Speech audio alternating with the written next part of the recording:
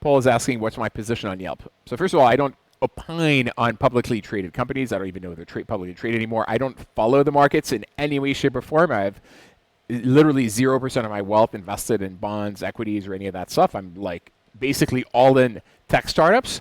Yelp, it's not.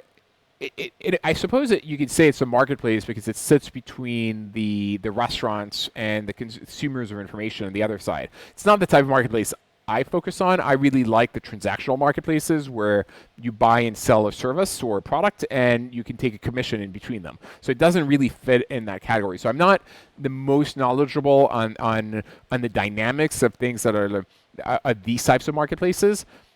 The I guess the issue for them has been they've not necessarily been able to capture too much value because the dynamics of the U.S. market in food is very different than the rest of the world. So if you look in India, for instance, you have a player like Zomato, and on Zomato you have restaurant reviews, restaurant reservations, online food ordering. You have everything.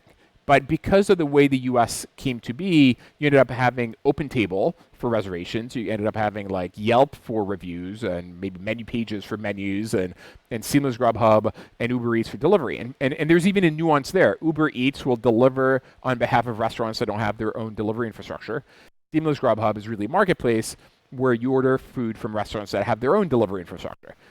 I know that because I'm in the marketplace space. Most consumers know that, and so I could imagine that the real answer should be there should be one place which is all things food, which is whether it's reviews, ordering, reservations, pickup, etc.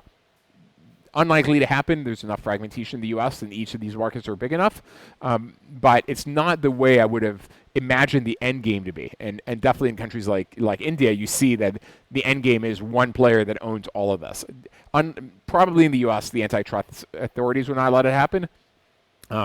The same way they probably wouldn't have let it happen, Seamless Grubhub, Uber Eats. So I don't think you'll see that outcome.